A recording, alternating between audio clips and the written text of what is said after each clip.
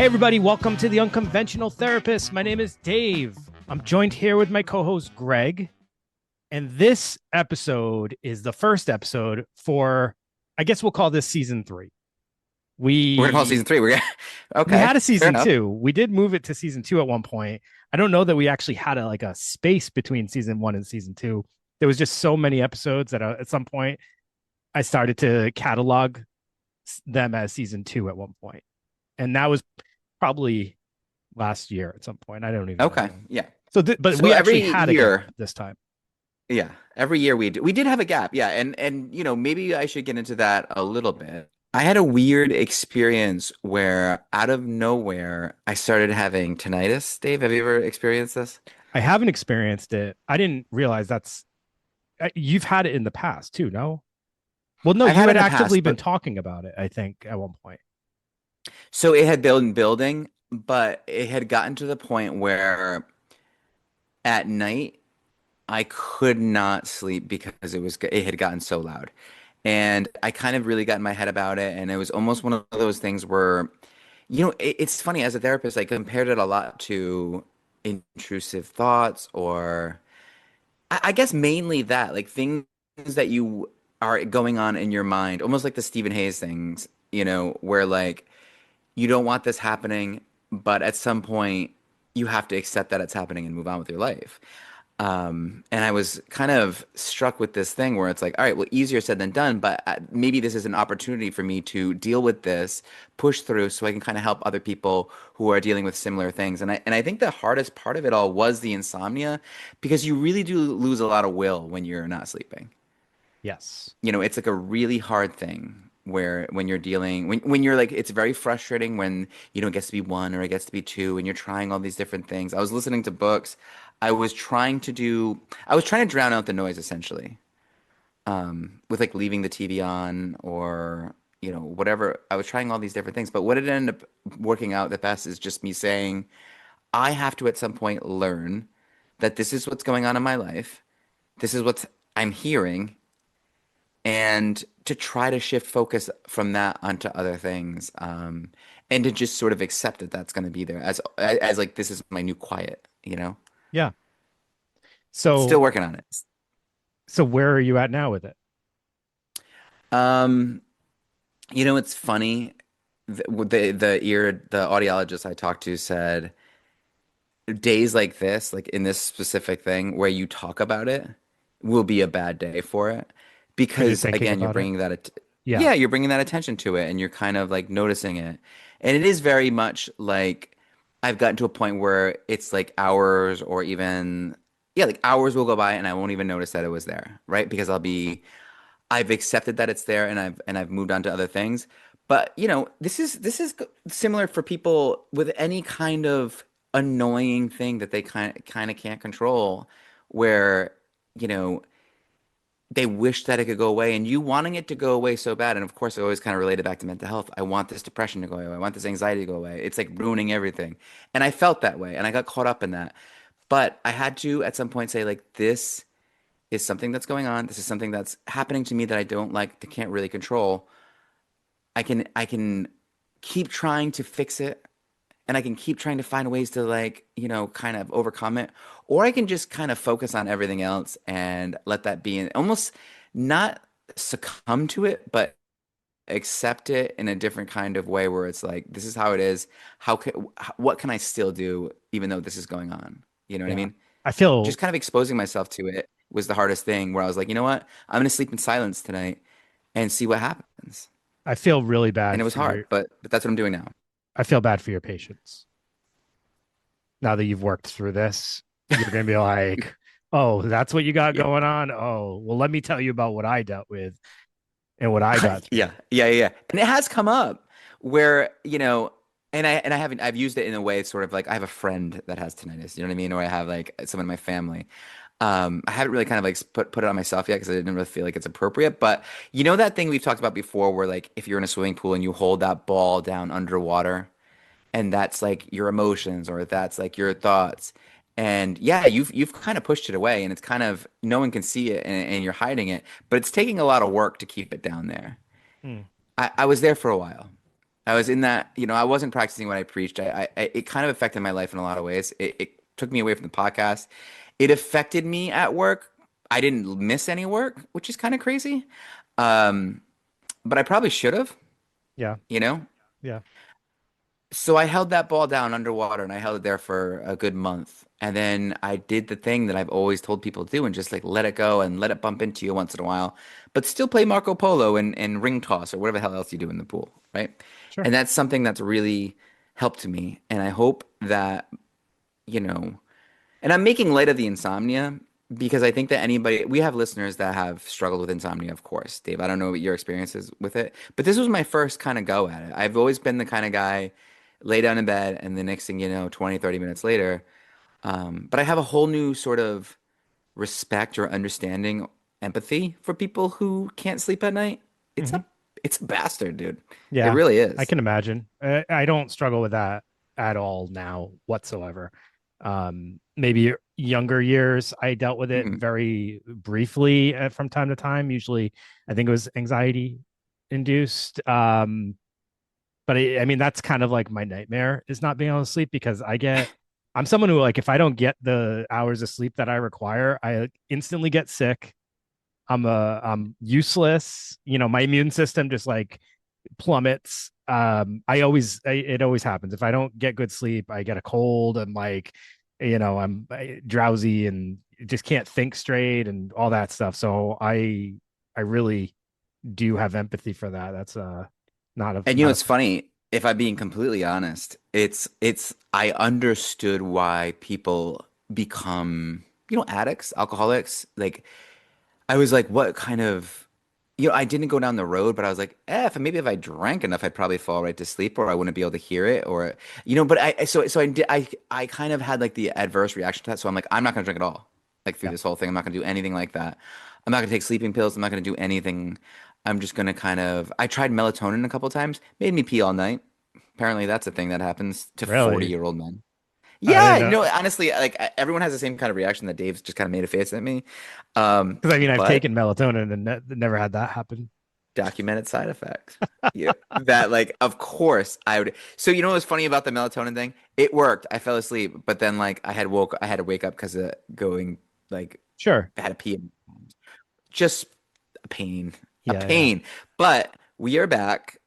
We just had our annual Christmas party, and Dave and I kind of regrouped and we're like, hey, like let's do a nice easy episode to kind of like dip a Yeah. toe, and then we're just really gonna go for it starting next Yeah, week. and I think also Greg, with the amount of time that we had off, I think it was October, early October was our last episode. So it's been a bit. And I think for a lot of it I didn't really know what you were experiencing. So, and I gave you a hard time when I saw you saying like you got to talk. You got to tell me what's going on. Because that was kind of my experience throughout that entire time off. Like I didn't know what you were dealing with. Yeah. You at one point were like, I got to tell you what's going on, but like, kind of, you know, even after I understood, I didn't know what we were going to do going forward. So a lot of people have reached out in the meantime, which we super appreciate. And that's kind of why I just didn't really know what exactly was going to come out of all this. That's why when we talked recently, and I've sent out a few feelers saying like, "Hey, what do you want to do here?" It was genuine. Like I didn't know if we were going to continue, if what was going on was like getting in the way. And also, you've had a ton of career changes recently, um, and I was kind of interested to know, but um, in a perfect world, if we were to take a break again, we will definitely let people know.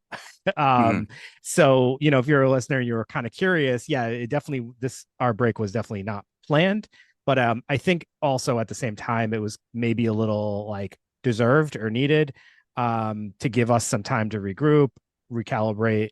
I'm excited for a new season because obviously that means Yeah. we can make some changes. Because I think without ever taking a break, you never really get that moment to say like, "Hey, what could be different?" What could we work on? Right? Maybe we kind of fell into like a sort of like turned into like a machine. Yeah, And maybe we lost some of the what we had going on earlier, some of and plus we've covered close to 200 topics, so it's been yeah. I mean, I think we easily could. have done everything exactly the same and gone week after week after week. And, that would be totally fine. But I think it is important sometimes to take a step back and be like, well, what could be done differently to actually like take this another step, right? And then Yeah. I think one of our biggest struggles, and this is going to be something we really, have to address this season, is we want to continue to build our Patreon community, make that feel worthwhile to people. So look for that to be a big area of growth this year. I think that's going to be something really big. So without further ado, Dave, Here we go. should we address this topic? Let's do it. Okay. So, Dave, are you a Game of Thrones person? I have seen one episode. Well, probably enough to know with just that one episode that the scariest, almost scariest thing that could happen is winter is coming, right? That's Yeah. like the whole thing. And many of us feel that way. Like it's like a reclusive time of year. We want to get cozy. We want to crawl up with a book, maybe. We want to partner up. What do they call that? Cuffing season? That's like a thing that people Oh, do. yeah. You know I thought that? I thought it had a different meaning, not one Well, that it's a we would want to say on biological thing air. where you wanna find a partner to cozy up with for what did Oh, you think that meant? it's not Never suitable mind. for. Yeah, yeah, yeah. Okay. Never mind on that one. So it's just this time of year where there's some and I get the sense that like with people there's some guilt involved with this idea that you get more withdrawn, you get more, I don't know, you tend to isolate a little bit more. And, this is something that winter does to people. And 40% of Americans, it does this to people. And we'll talk about why America is the caveat a little later on. But, you know, Mm. the it always brings this thing to mind for me that the biggest contributors to mental illness are obviously our emotions and our feelings and our thoughts. But the problem I've been spending a lot of time with lately is that these things are the predominant driver of our behaviors, all of them. And they're so like unpredictable and out of our control for the most part, these things, right? So for example, we wake up in the morning, we feel sad, and maybe it got dark at 4 o'clock. We feel sad, and we start to think of reasons like, well, why am I sad? What's going on that makes me sad? And instead of just sort of taking it as a biological impulse that really has nothing to do with our lives, maybe, right? Mm. And to me, this winter sadness essay, it's funny that like it's seasonal affective disorder and Yeah, it's it's also spelled sad. sad. Yeah, yeah. It's kind of, I know. I mean, is it funny? Maybe, right? But it's evolutionary, David. Like David, I never do that. What? It's I know. I'm sorry. First day back. We've really tightened things up. It's very Yeah, it formal now. feels really David and great. Gregory. But Dave, they say that it's hard to pin down the sort of reason why this happens to us, but it does make sense that historically speaking, people had to go get warm, And isolate, yeah, hibernate in the winter. nothing about it doesn't make sense to me. I, You know what I mean? Like everything changes. From the sunlight to your level of activity to, just the way you live your life, everything changes. You have totally different experiences. And for some people, uh, I think some people take that a lot harder than others. Like some people are totally fine with that change and maybe they have things that they look forward to. And other people are like, oh my God, this is the worst part of the year for me because everything I enjoy is gone. but do you think that for some people, maybe these 40% of people, there's like this lingering sort of biological, evolutionary, I don't know, this protective factor that makes them feel sad in a sense so that they withdraw away from like, outdoor activities because that's what would have kept them alive, I hundreds mean, of thousands of years ago. This stuff hangs out. maybe that is like a hereditary um thing that is or what would you say, like how not maybe not hereditary but some kind of like survival Yeah, thing. Sure, mechanism. maybe because what that would explain why some people are more prone to it than others, for sure, right? And they say that not only some people are more prone to it, but regions. You know what I mean? So Right. people who are further from the equator obviously are more prone to it, maybe because they evolved to separate themselves from the outside. And now instead of like a lot of mental illness is this mismatch between evolutionary behavior and, societal norms. So it's like Sure. you're supposed to go to work, you're supposed to get out in the world, you're supposed to socialize, supposed to in our society.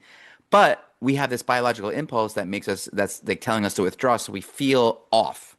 And we interpret that as sadness, I guess, Yeah. or depression. I mean, the other thing is maybe it's just some people, that decrease of vitamin D, and some people have lower levels of vitamin D. I mean, that piece of it seems to make sense to me as well, which is also why, you know what the sad lamp is? I do, yes. All right. So, we use that at my work pretty frequently with like individuals who suffer from seasonal affect, and they go under the lamp for a little bit and they get some of those rays, and suddenly they come out and they got a big smile on their face, and that seems to kind of to me maybe explain it a little easier, is like just that's what's missing. That's what's missing, or is it like I don't know, a placebo in a way. And maybe obviously for everybody it's going to be different. There's never any sort of, but it's like, hey, this hanging out under this lamp or, getting this artificial sunlight is going to help. And now you have that thought in your mind that this intervention is going to help. So, it's a self-fulfilling prophecy. And I guess when we're talking about mental health, that works. That is it working. you know here's something that challenges your placebo theory, though.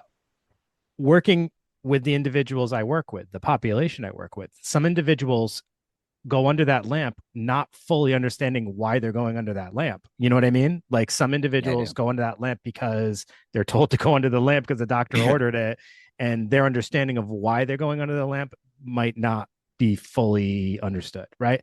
And their mood improves. And their mood improves still. Yeah. So So they that don't would have the be insight to sort of, yeah. correct. But you know what's interesting about that? Getting some sun on your face, Yeah, real or not, good yeah, for you. yeah. Get no matter what, and you go to the doctor, you get blood work done, right? And the labs will usually tell you, vitamin D levels and all that stuff. For me, I'm always low on that, Mm. which also has always made sense to me. And I always go to the doctor in the winter because that's like whatever, just that's when my annual physical ends up being, and it's always low. So he always tells me you got to take a supplement. And I also feel like I either have seasonal affect or maybe, can have been prone to depressive disorders in general. So for me, that's kind of always been what I've associated it with, Oh yeah, biological. that's actually kind of interesting. And then if you have an existing depressive disorder, it's probably like not gonna help. Right. You know what I mean? Right. So yeah, Dave, do you want to get us into some of the Yeah. signs and symptoms of sad? Sure. Here we go. So persistent, sad, anxious, or empty mood most of the Yep. day, nearly every day for at least 2 weeks. This is straight out of the DSM, I'm assuming. Feelings of hopelessness or pessimism, feelings of irritability, frustration, or restlessness, feelings of guilt, worthlessness, or hopelessness, loss of interest or pleasure in hobbies and activities, decreased energy, fatigue, or feeling slowed down, difficulty concentrating, remembering, or making decisions, changing in sleep or appetite or unplanned weight changes, physical aches or pains, headaches, cramps, or digestive problems that do not have a clear physical cause and do not go away with treatment, and thoughts of death or suicide attempts. And these would be happening during one of the seasonal changes. Yeah. Now, what if you were like, hey, during the winter months, like if this was like a PSA and your doctor said, you might w- your body might be trying to tell you that you need to take it easy. You need to stop engaging in so much of your hobbies and your activities. And you might feel a little bit more tired and you might, feel feelings that you may interpret as like irritability or frustration or restlessness. And that is just your body's way of kind of, or it used to be your body's way of pulling you away from the the weather essentially and pulling you out of routines and the pressure to farm or do this or do that Mhm. so that you remain safe and can live through the winter. So it's like your body in the same way that anxiety is like like our brain kind of trying to protect us all the time, and it's a sometimes irrational. It's like a little kid trying to protect us all the time. Yeah. Maybe like explaining it to people in that way where like you may feel like this. So when you do get that feeling, you're not like, "Oh my God, I'm depressed." You're like, "Oh my God, my brain wants me to retreat." But we're not living in a cave anymore. So I have to kind of show my brain, just like I would expose myself to an anxiety or a fear or whatever, a panic. I can do these things while feeling this way because I need to outsmart my brain right now and let it know that, hey, look, this isn't primitive era. This is like Yeah. modern times. Right. Okay. Right. I mean, a lot of this, I mean, everything I just described sounds like the same description of what we would tell you if we were describing major depressive disorder. In fact, you could Mhm. actually go back and listen to our depression episode, and I'm pretty sure we said every one of those symptoms in there. The only difference for this is as the season changes, people tend to feel better, right? So when spring comes Mhm. along, suddenly there's this boost of energy, or just in general feeling better, whatever that improved. So that's what makes this different is it's kind of isolated typically to the seasonal change. Now, the thing that's interesting about that is we always associate it with fall and winter, but there is spring and summer sad.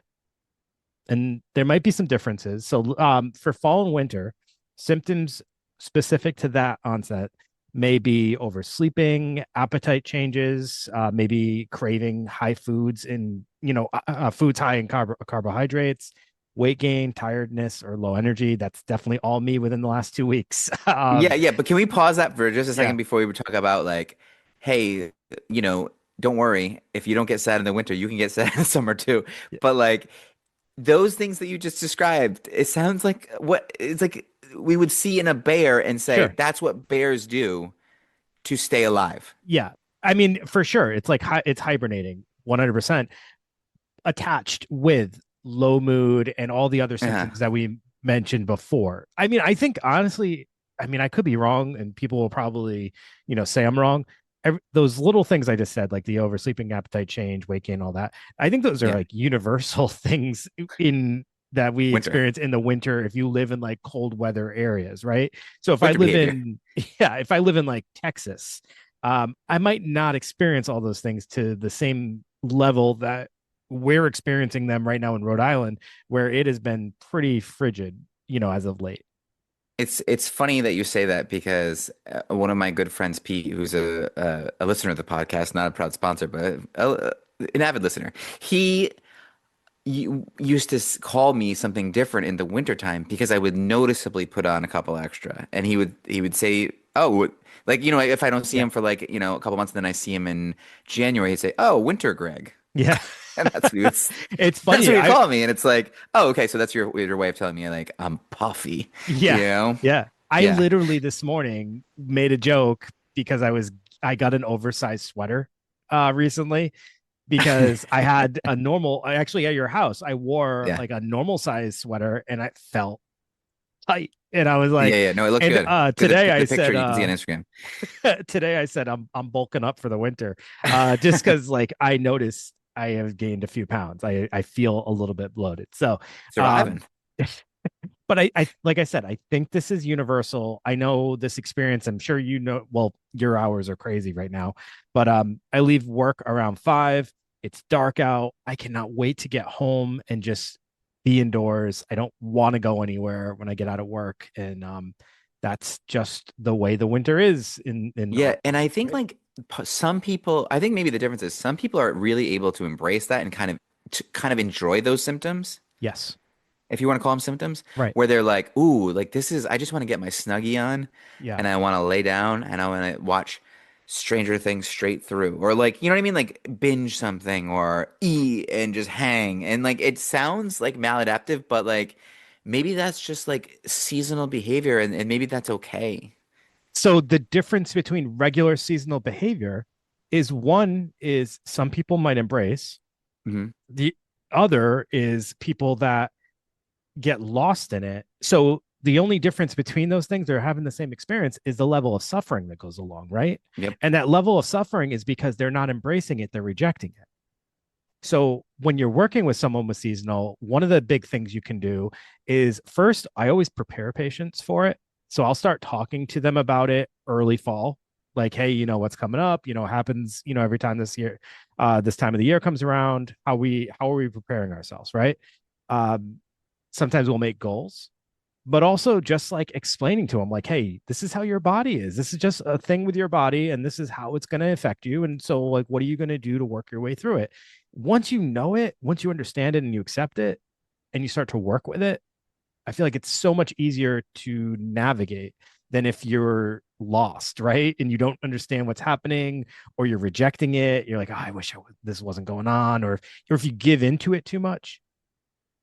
Don't you think that makes it like the No, yeah, give I it? was going to agree with you 100% because typically when you were first mentioned that, I was like, oh, well, I don't want to front load someone with like to almost like make it so maybe they will. But then at the same time, it's like that way when you do it like that, it's nice because then when those symptoms start to come, they say, "Oh, I noticed these I noticed this." Yeah. And it's not like I'm enveloped in this. It's like I'm noticing this, which is what we always way more preferred.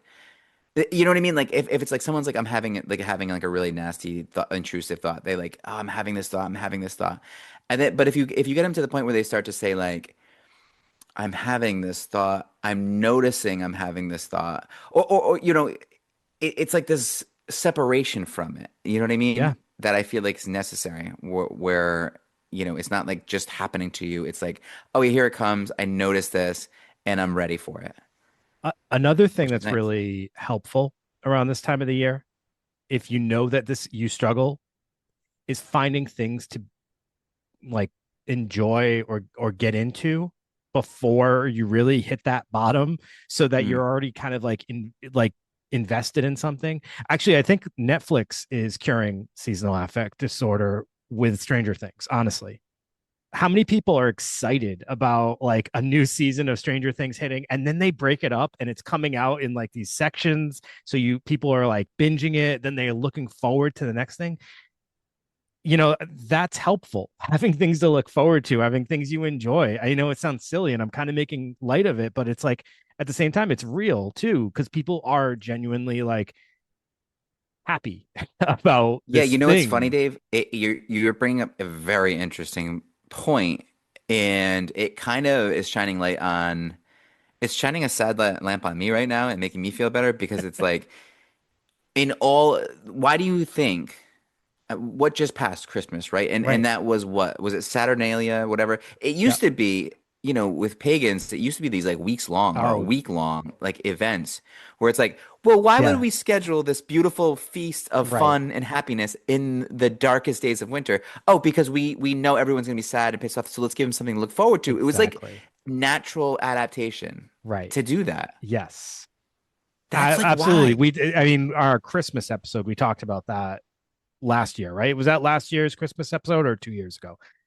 Probably 2 years Christmas. ago with the Saturnalia. Yeah. So people should listen to that, because there was a lot, right, that you just talked about that we discussed back then. That's exactly right. You need things to look forward to, things that you can just set your mind on. And yes, part of this whole thing is loss of interest. I get it. Loss of Uh, interest in things you typically enjoy and hobbies and stuff like that. But still, if you intentionally put effort into these things, or if it's something that's just like you just enjoy so much, it's really impossible not to have some emotion about it. I think that's all super helpful. So, I just wanted to point that out. I do think that that's a really helpful thing, but also something you can plan ahead on. For me, I challenge myself in the winter, and Greg knows this about me, but past years, I make lists of my favorite Christmas horror films, and I make it a point and a goal to watch as many as possible around this time of the year, and so I can like refer them to friends and things like that. A bunch of people who don't want to know about them, I can yeah, tell we're them all about very them and stuff. appreciative. So, just getting into stuff that you normally wouldn't and trying to find some purpose during a tough time, that is helpful in this time of the year. Now, the thing I never really hear people talk about is spring and summer seasonal affect disorder, but it actually does kind of make sense to me, I guess. So seasonal affect disorder in the spring and summer might look like trouble sleeping, poor appetite, weight loss, agitation or anxiety, and increased irritability. Sounds like you're just getting all revved up because the hot weather's coming and you're not It happy sucks about it. to be hot, Yeah, it sucks to be and it hot. sucks to be cold. Yeah. We're just never happy. So I don't know, Greg. Did you ever hear people talk about that though? No, I hadn't heard anything about that before this started, but I guess it does make sense because I think that sometimes being in a place where the humidity can get really high, Yeah. that'll bum you out. Sure. I actually have this guy that I work with. He's 30. I've literally known him and worked with him since he was like 14 or 15. I've known him forever. Phil Laotian, really hard to understand, has and he talks really soft. It's just a cultural thing in his house. Everybody is very like quiet. But he said this one thing, and and he has developmental disorders. And I meant to say that earlier when I said the population I work with, and we are talking about the sad lamp, and I realized I didn't say that, assuming everyone would know. But so for this individual though, he said something, and I'm like, now I'm thinking about it, I'm like, wow, he was really onto something.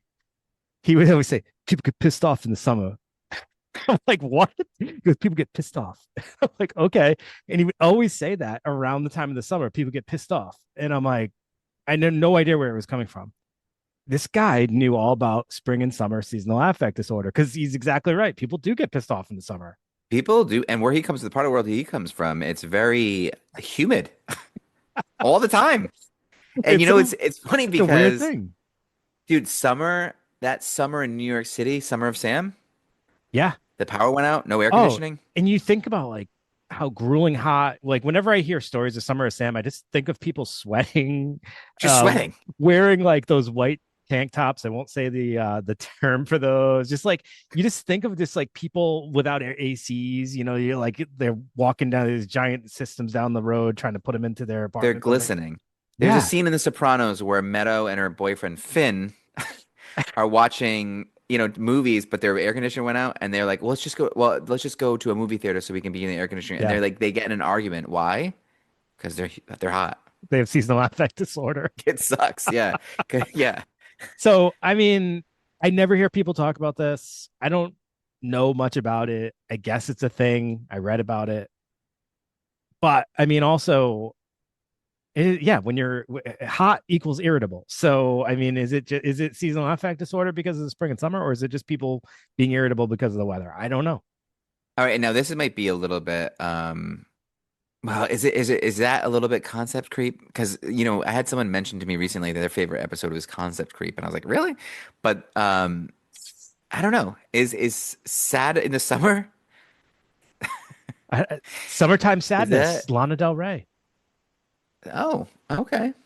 Well, you be sad anytime. I guess that's okay, right? Sure. So you're not alone. Um, what do you think about this, Dave, and its connection? Everything connected to I bipolar thought you were just going disorder to say can everything be. is connected, just in general. Everything is connected. True. Yeah, I mean, it's funny because like, we when we talked about the postpartum thing, postpartum depression can turn into postpartum psychosis if you've previously been diagnosed with bipolar disorder. So like, you know, addiction can be worse. And this too, right? This like increased sadness can um in For some people with cases with people with bipolar, bipolar disorder. Yeah, yeah, like, episodes of mania can be linked to this, which is and probably episodes of more increased depression just for obvious reasons, I right? would It puts you imagine, and this is a total guess. I would imagine it's in the fall and summer. I mean, fall and winter probably increased depressive episodes, yeah. bipolar depressive episodes, and I would imagine in the summer and spring increased mania. Uh, I think so. I that's a guess. I don't think it takes a scientist to figure that one out, but I mean, who No. knows? Maybe. I mean, I would be really surprised to hear if someone told me they had manic episodes in the winter more so than the You're like, summer. isn't it too cold for that? No, that's Right. terrible. But like it's no, you know what? I work at the hospital. It's not too cold. It happens. Um, don't worry. Fear not. Let me talk about some of these causes, though, Dave. And one specifically I've been dealing a lot with, and that's your biological clock. And I don't mean that in a pregnancy form. I mean like your circadian rhythms. So, we do a weird thing here in New England where, I don't know, do we do this everywhere where the daylight savings thing? It's a farming thing, so it's wherever there's farms, right? I don't think so. It is a farming thing, yes, but I don't think it's wherever there's farms. Well, there's I farms think that might everywhere, not be right. so But I think we're getting rid of it. I don't know because the farming, I they've don't know, been it's different saying now. that forever, though. I know. I know. Literally forever they've been I saying. know. But even if you take away the farming thing and the daylight savings time, the decreased sunlight is going to disrupt your body's internal clock, right? And it's going to mess with your serotonin levels because that's connected to sunlight. It affects obviously serotonin is a huge player in your mood and your sense of well-being. And if that reduced sunlight affects your serotonin in a negative way, then guess what? That could trigger some depression. I think. Also, Do Dave, you the think they one should get thing rid of that we're it? not talking about here, melatonin's a funny thing. Again, with my recent experience, I've had some experience with some of these things, and melatonin I've learned isn't something you pop in your mouth and you're like, "Oh, now I'm just going to go to sleep." This is more related to you know, the way your body reacts and its accuracy with your circadian rhythm and the amount of light you get into your eyes at the right times. So it's like if you're using melatonin, you have to be making sure that you're practicing good sleep hygiene and not, shining a light in your eyes when you're wanting to go to sleep because your melatonin also is the thing that's going to help wake you up at the appropriate time, right? Yeah. So it's like melatonin's a funny thing.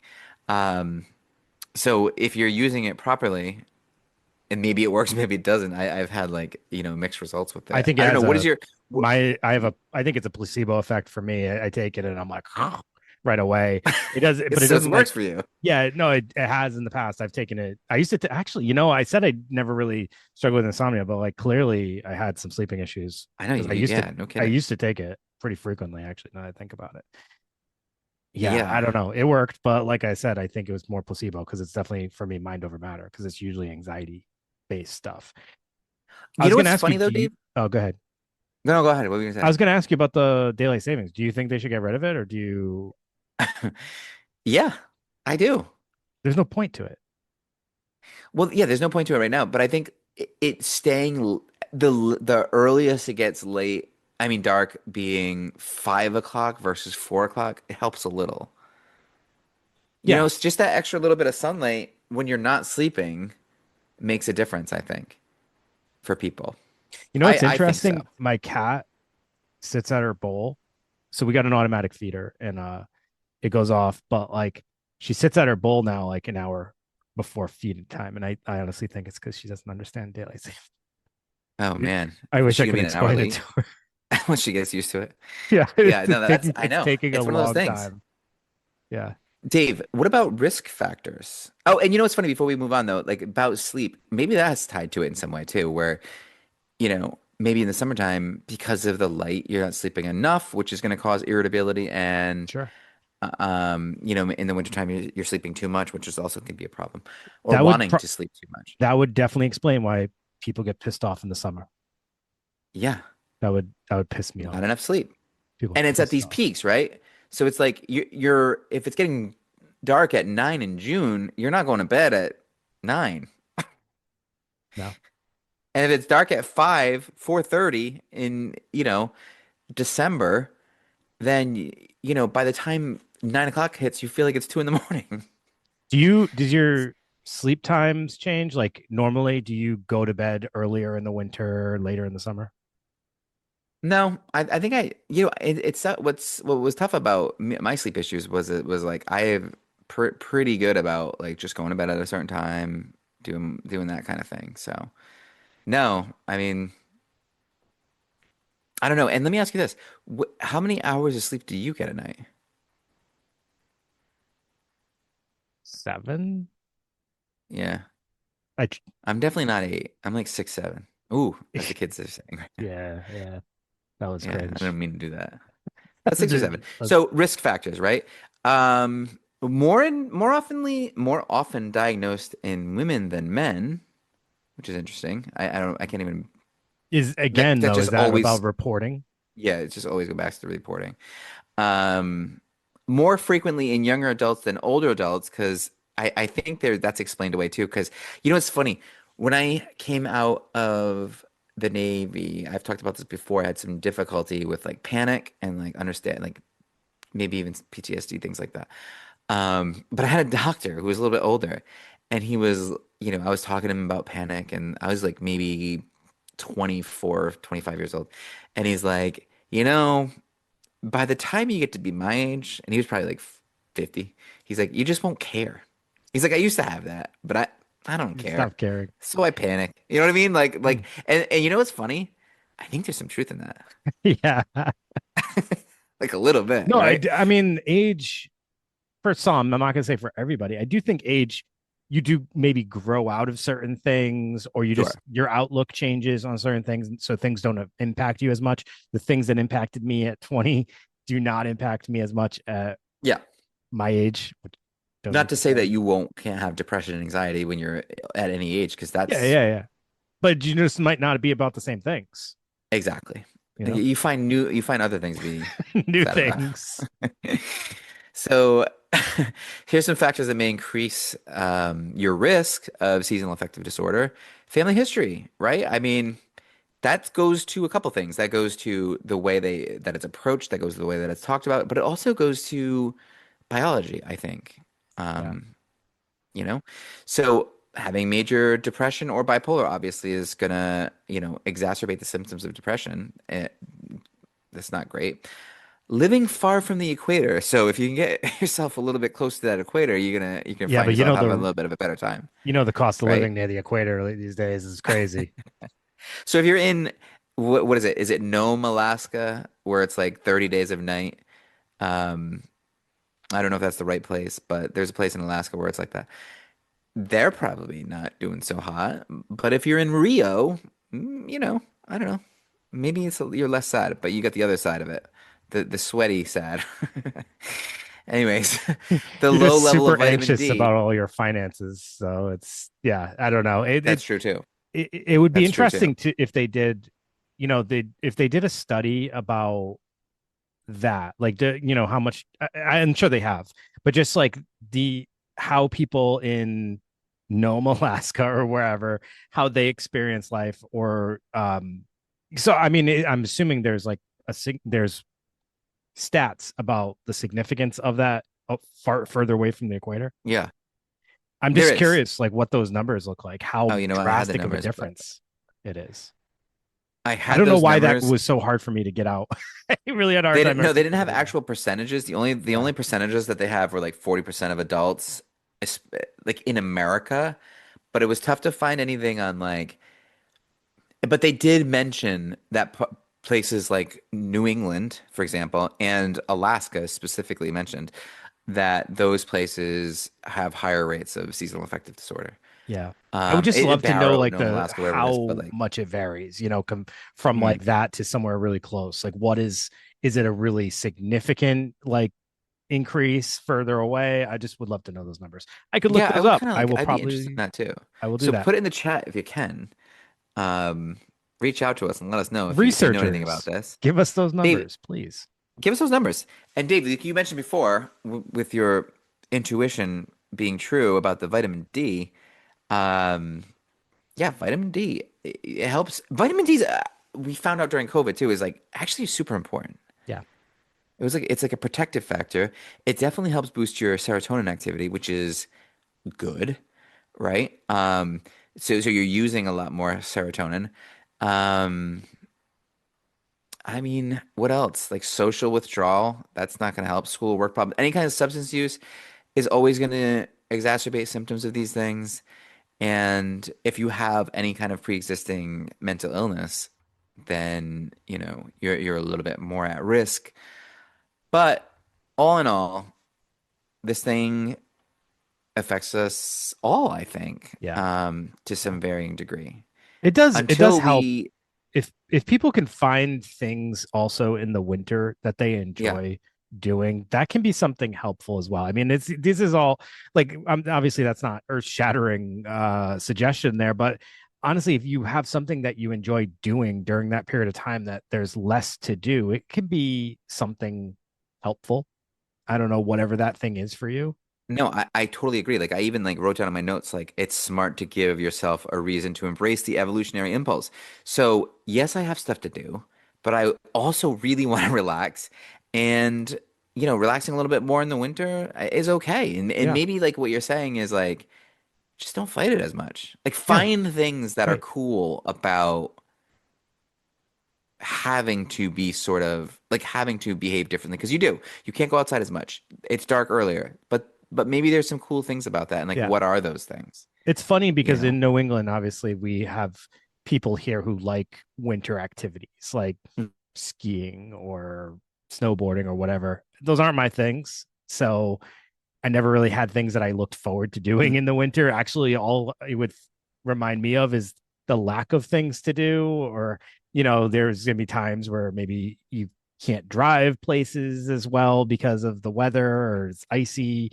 I would always think about the negative aspects of it. But, you know, when you kind of reframe that and you find those things, it can be helpful because it just gives you something to look forward to, whether it's Yeah. decorating for Christmas or the holidays or uh, just planning gatherings with friends to make sure you stay in touch with them, or even just go for a walk in the snow is pretty beautiful. Do- I, I was gonna say the snow. Yeah. I mean, if you can get some, that's good. Yeah, yeah.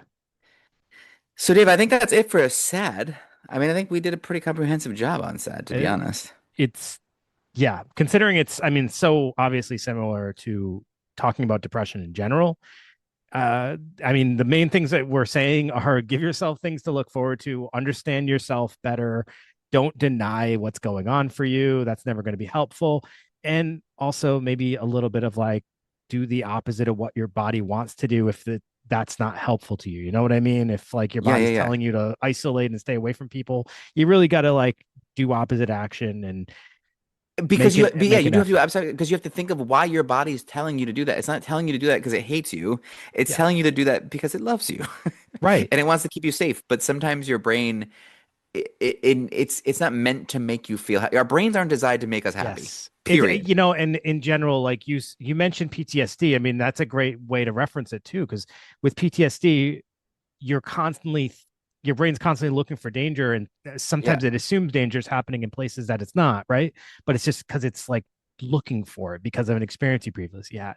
So with this, your brain is kind of trying to protect you or help you in a situation where it maybe doesn't really need to, and you need to fight that urge or just understand that that's what's happening, and now I got a plan to do something a I little I differently love here. like the idea of fighting the urge and also relinquishing control of the urge at the Yeah, same time. right. Both are very adaptive. So at times I gotta go to work, but I feel like this. Well, I gotta fight the urge because this is an impulse that was useful to human beings a millennia ago, but maybe not now, and I Not gotta now. work. And Exactly. but also it may be true that I do need more rest in the wintertime because it is cold and flu season. Sure. Like, 100%. right, I mean, like honestly, like I'm kidding, but at the same time, it's true. Like there's use in both those things. So it's like just kind of like be a little bit more fluid with it. Yeah, absolutely.